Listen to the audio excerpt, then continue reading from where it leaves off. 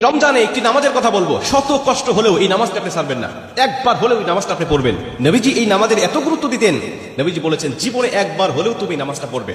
এই হাদিসটি ইবনে মাজাহ শরীফের, তিরমিজি শরীফের এবং আবু দাউদ শরীফের 1297 নম্বর হাদিসের মধ্যে এই হাদিসটা বর্ণনা হয়েছে এই নামাজের কথা। নবীজি তার চাচা আব্বাস রাদিয়াল্লাহু তাআলা আনহুকে ডাক দিয়ে বলেন, চাচা আমি আপনাকে এমন একটি নামাজের কথা বলছি, এই নামাজটা আপনি প্রতিদিন একবার হলেও আপনি আদায় করবেন। চাচা যদি প্রতিদিন সম্ভব না হয়, অন্তত সপ্তাহে একবার হলেও আপনি নামাজটা পড়বেন। যদি সপ্তাহে সম্ভব না হয়, তাহলে আপনি মাসে অন্তত একবার এই নামাজটা আদায় করবেন।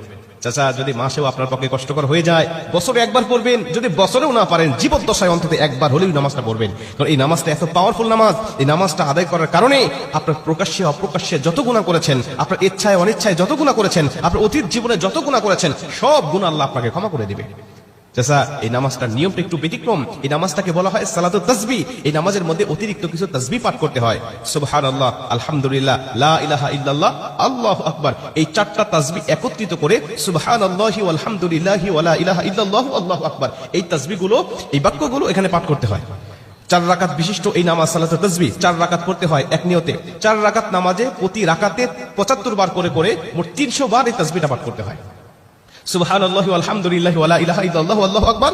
এই তাসবিহটা, এই দোয়াটা 75 বার করে করে প্রতি 4 রাকাতে মোট 300 বার করে আপনি পাঠ করবেন। কি নিয়মে পাঠ করবেন আমি আপনাকে নিয়মটা শেখাচ্ছি। আবু দাউদ শরীফের 1297 নম্বর হাদিসের মধ্যে যে নিয়মটা এসেছে, আমি এই নিয়মটা আপনাকে শেখাচ্ছি। আমাদের সমাজে আর বেশ কিছু মানুষ বেশ কিছু নিয়ম বলে, কিন্তু আমি আপনাকে হাদিস থেকে সরাসরি নিয়মটা জানাচ্ছি। এটা আপনি রেকর্ড করে নেন, খাতা কলম থাকলে লিখে নেন। প্রয়োজনে এটা যত সোশ্যাল মিডিয়াতে যাবে, ফেসবুক ইউটিউবে যাবে, এটা আপনি সেভ করে নিজ আইডিতে শেয়ার করে রেখে দিবেন, যাতে আপনিও শিখতে পারেন, অন্য মানুষকে শিখাতে পারেন। আপনার শেখানোর কারণে কেউ যদি নামাজটা আদায় করতে পারে, ও যে সওয়াবটা অর্জন করবে, সওয়াবের একটা অংশ আল্লাহ আপনার আমলনামায় দান করবে। এজন্য এগুলো মানুষের কাছে ছড়িয়ে দিবেন যত সম্ভব হয়। আপনি প্রথমে যখন নামাজটা শুরু করবেন, নিয়ত করবেন নফল নামাজের নিয়ত করে অন্যান্য নামাজে যেভাবে সানা পাঠ করি আপনি সেভাবে সানা পড়বেন। অন্যান্য নামাজে যেভাবে সূরা ফাতিহা পড়ি ওভাবে সূরা ফাতিহা পড়বেন। অন্যান্য নামাজে সূরা ফাতিহার পরে যেভাবে সূরা মিলান ওইভাবে সূরা মিলাবেন। সূরা মিলানোর পরে রুকুতে যাবার আগে দাঁড়ানো অবস্থায় আপনি 15 বার এই তাসবিহটা পাঠ করবেন। সুবহানাল্লাহি ওয়াল হামদুলিল্লাহি ওয়া লা ইলাহা ইল্লাল্লাহু, আল্লাহু আকবার। এই তাসবিহটা পাঠ করলেন 15 বার। 15 বার পাঠ করার পর আপনি রুকুতে চলে গেলেন। রুকুতে গিয়ে রুকুর যে তাসবিহটা আছে, তাসবিহটা পাঠ করার পরে সুবহান রাব্বিল আযীম বলার পরে আপনি এই তাসবিহটা আবার পাঠ করবেন 10 বার। সুবহানাল্লাহি ওয়াল হামদুলিল্লাহি ওয়া লা ইলাহা ইল্লাল্লাহু, আল্লাহু আকবার। এই 15 বার আর 10 বার 25 বার। এরপরে আপনি রুকু থেকে উঠে দাঁড়ালেন, দাঁড়ানোর অবস্থায় আপনি আবারও 10 বার পাঠ করবেন। তাহলে হলো 10 আর 25 35 বার।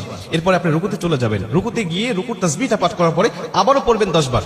এই হলো 35 আর 10 45 বার। এরপরে আপনি রুকু থেকে আবার উঠে বসে পড়লেন। বসার পরে আপনি আবার পড়বেন 10 বার। 45 আর 10 55 বার। এরপরে আপনি আবার রুকুতে চলে যাবেন। রুকুতে গিয়ে রুকুর তাসবিহ পাঠ করার পরে আবার পড়বেন 10 বার।